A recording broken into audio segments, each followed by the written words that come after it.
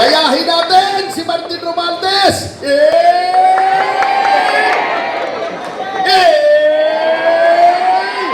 Yun lang ang gagayahin natin kay Martin, wag yung maleta ha. Pwede namang maleta kung pabiyahe, pero walang lamang basura. Alam nyo, ako po ay nagagalak na makapunta rito at kasama ko yung aking mga kapatid sa pakikibaka. Siyempre, si General Garcia, General Poque, si Jonat, lahat itong mga ito.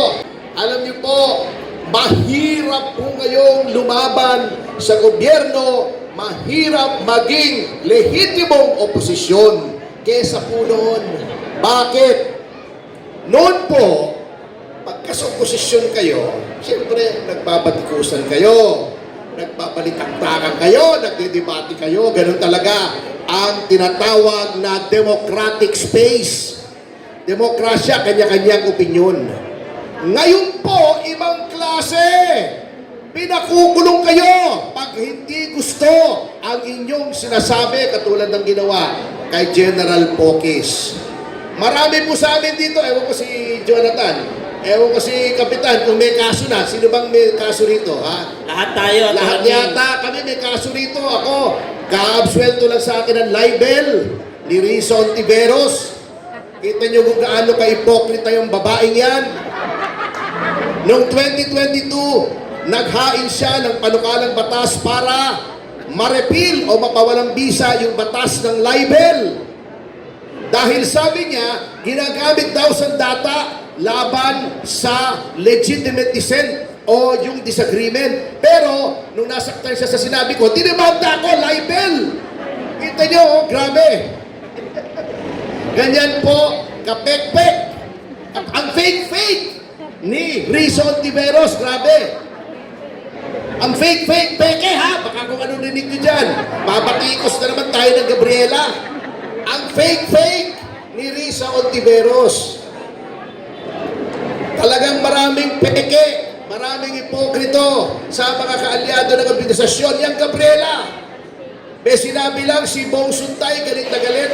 Imagination ng pero yung mga ginagahasa ng NPA, yung mga ginagahasa ng Kabataan Party List, yung mga kakababaihang ginagawang sex slaves ng mga commander sa bundok, wala silang ibig.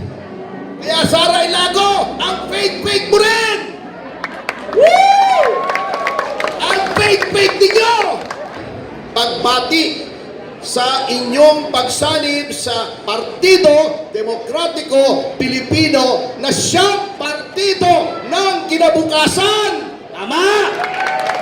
Sapagkat ang kinabukasan po ay narito sa Partido Demokratiko Pilipino. Bakit ko nasabi yan? Tayo na lamang po ang natitirang lehitimong oposisyon. Yung ibang partido, yan po ay kontrolado ng mga oligarchs, mga dambuhalang mga negosyante. O umpisahan na natin sa Nationalista Party, nandiyan ang mga Villar. NUP, o nandyan si Enrique Razon. Yung isa, ano ba yung partido na ang nagsusuporta ay si Ramon Ang. Lahat po ng ibang partido ay may vested interest sa negosyo, kaya sila ay nasa politika. Yung namang iba, yung makabayad block, may kanya-kanya namang agenda yan. Yung mga taong yan ay inamin na ni Joe Masison na front organization ng Communist Party of the Philippines at ng National Democratic Front. Ngunit sa pagkadesperado ng kasalukuyang pamahalaan na magkaroon ng mga kaalyado, ginawa nilang kakampi. Can you imagine kung gaano katindi ang walang prinsipyo nitong kasalukuyang administrasyon na lahat ng kalaban ng gobyerno, lahat ng kalaban ng Estado, mga pumapatay ng mga pulis, pumapatay ng mga sundalo, mga kalaban ni na General Garcia, ni na General Poques, gustong patumbahin ang gobyerno sa pamamagitan ng dahas upang maglagay ng Marxist, Leninist, Maoist government. Iwe-welcome mo yung mga identified na front organization. Kaya tama po ang inyong pagpili, ang mga magulang at mga kapatid dito sa Partido Demokratiko Pilipino. Ang mga taong bumubuo po ng inyong partido, wala pong vested interest, walang pinoproteksyon ng malalaking negosyo. Sino ba ang ating chairman? Walang iba kundi si dating Pangulong Rodrigo Duterte. Anong pinoprotektahan? Walang ginawa ang taong yan kundi paglaban ang Pilipino sa mga masasama, sa mga adik, sa mga kolonyalista, katulad ng Amerika na hanggang ngayon gustong kontrolin ang ating bayan. Yan po ang mga taong nasa likod. Kaya lang po, kinidnap siya, dinala sa Hague, kaya ang ating chairman ngayon ay walang iba kundi si Chairman Alcusi. At ang Pangulo naman natin ay si Mayor Baste Duterte, ang kasalukuyang mayor ng lungsod ng Davao. Yes. But we are the party of the future sapagkat alam na po natin kung sinong magiging susunod na presidente. Alam niyo ba? Sara Duterte! Kaya't sinasabi ko, we are the party of the future. Not only dahil si Sara Duterte ang magiging susunod na Pangulo, kundi dahil ang ipinaglalaban po natin ay para sa ating mga anak, sa ating mga apo. Di ba, Lola? Ang pinaglalaban natin ay para sa inyong mga apo. O, di ba? Bakit? Sapagkat ang PDP lamang ang kumakatawan ng mga doktrinang naangkop para sa ating bayan. Ano yun? Unang-una, paniniwala sa buong may kapal. A God who guides the destinies of men and nations. Ang nasyonalismo, ang pagmamahal sa bayan, higit sa lahat, ang paniniwala sa prinsipyong para sa bayan, walang sakripisyong hindi dapat gawin. Katulad ng sakripisyong ginagawa ni General Pokis pagkadating galing sa ibayong dagat, pinusasan kagad. Pero siya ba'y natinag? Hindi! Tira pa rin ang tira! Sapagkat, sabi nga po nila, for the country, no sacrifice is too great.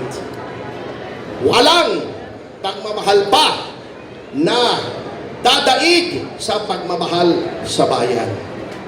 Meron din tayong participatory democracy. Demokrasya natin, sinasangguni po natin ang taong bayan. Hindi ang nasusunod ay gusto ng mga leader kundi kung anong gusto ng taong bayan. Kaya nga po, napansin nyo, hanggang ngayon, umpisa nung kanyang termino, hanggang bumaba siya, hanggang ngayon, si Pangulong Duterte pa rin ang pinakamataas na approval rating. Yes. Bakit? Dahil tinitingnan niya kung anong nararapat para sa tao. Yan po ang hindi ginagawa ng kasalukuyang administrasyon. Puro pang sarili, puro sa kanilang interes, puro maleta, puro kontraktor, puro kupit sa gobyerno. Tama! Bago, pag nag-explain sa atin may krisis, ayaw pang aminin may krisis. Hindi ba krisis yung 60 pesos mahigit ng dolyar?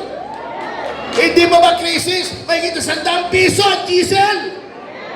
Bago, wala daw krisis pag tinanong mo, Mr. President, anong gagawin po natin? Ay, ang ating gagawin ay hindi mo maintindihan eh. Ang gagawin natin, ito ay itong gagawin natin, ayusin natin yan at anong gagawin natin? Sabay kabot. Wala eh. Wala ang kakwenta-kwenta, kaya tama po yan.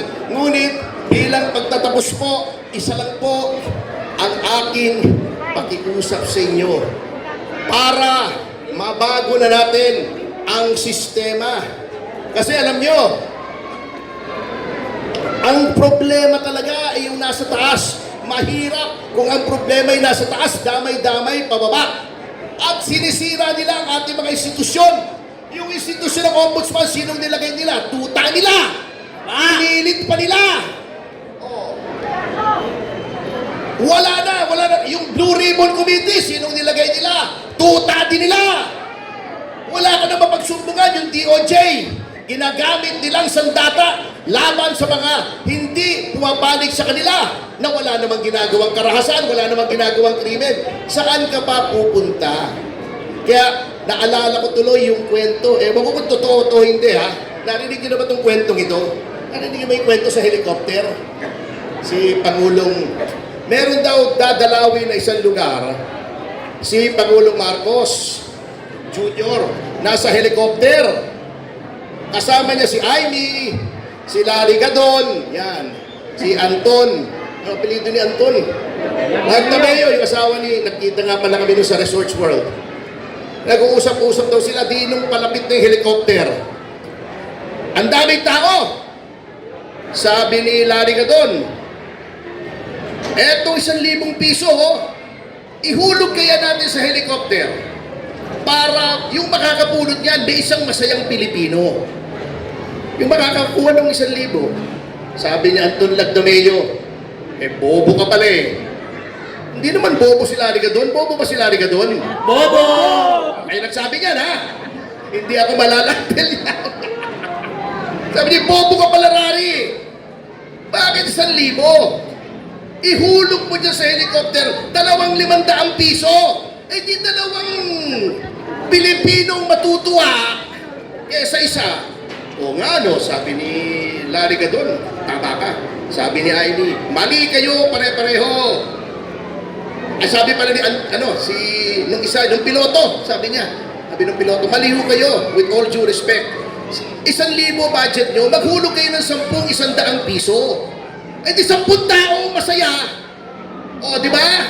Ihulog nyo sa helicopter, 100 pesos. 10. 1,000 rin, pero 10 ang sasaya. Sumabat si Ivy, mali kayong lahat.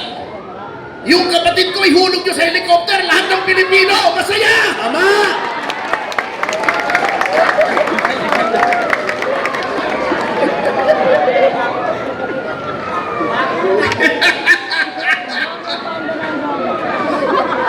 Inaaresto na yata tayo. Ambulance yan. Ambulansya. Kala ko yun ang pulis eh. Pasasa na kami ni General Pokis.